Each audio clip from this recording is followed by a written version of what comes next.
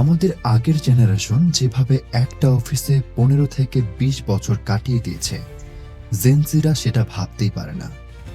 আপনি কি জানেন, শুধুমাত্র ভালো বেতন দিলেই জেনজিরা একটি চাকরিতে টিকে থাকে না? শুনতে অবাক লাগছে, কিন্তু বাস্তবতা ঠিক এটাই।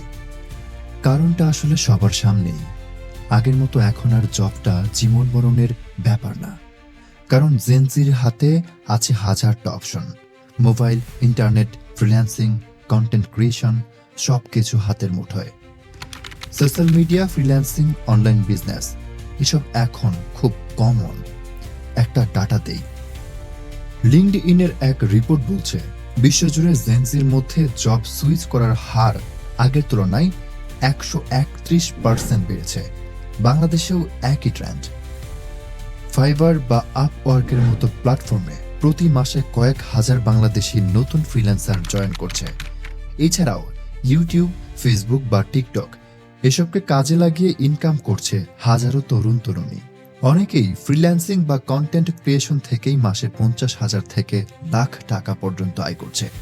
তাহলে জেনজি কেন 9 থেকে 6 চাকরির খাঁচায় বন্দী থাকতে চাইবে, যেখানে তারা নিজের ইচ্ছে মতো কাজ করতে পারে, গ্লোবাল মার্কেট থেকে আয় করতে পারে, নিজের ইচ্ছা মতো পার্সোনাল লাইফ এনজয় করতে পারে? আরও একটা বড় কারণ, আগের দিনের মতো স্লো লার্নিং এর এই যুগ নেই। এখন ইউটিউব, অনলাইন কোর্স, এআই টুল, এগুলো দিয়ে কেউ চাইলে 3 মাসেই একটা স্কিল শিখে ইনকাম শুরু করতে পারে। এছাড়াও রয়েছে মাইক্রো স্কিল, যেমন ভয়েস ওভার, আর্ট, এমনকি মেহেন্দি ডিজাইন শিখেই অনেকে মাসে 50,000 টাকার বেশি ইনকাম করছে। মডেলিং, ব্র্যান্ড প্রমোশনাল কাজ, সোশ্যাল মিডিয়া ইনফ্লুয়েন্সিং, সবই জেনজিদের জন্য নতুন ইনকামের রাস্তা খুলে দিয়েছে। তাই এখন চাকরি বলতে তারা শুধু তেমন চায় না, তারা চায় freedom of speech, flexible work environment, personal growth, respectful culture.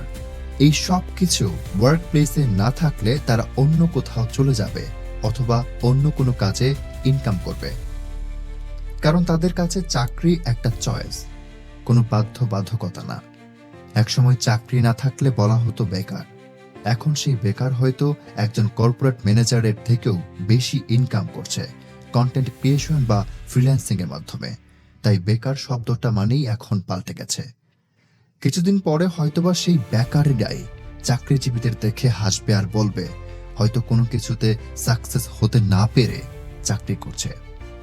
আপনার প্রতিষ্ঠান যদি জেনজিদের বুঝতে না পারে, যদি শুধু স্যালারি আর রিজিড কালচার দেয়, তাহলে ট্যালেন্ট ধরে রাখা আপনার জন্য ইম্পসিবল হয়ে যাবে।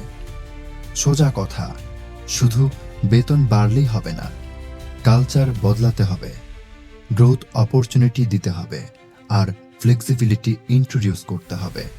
অন্যথায় আপনি হাজার টাকা খরচ করে হায়ারিং করবেন, সময় শ্রম দিয়ে ট্রেনিং দেবেন, আর জেনজি চলে যাবে নতুন কোনো সুযোগের সন্ধানে।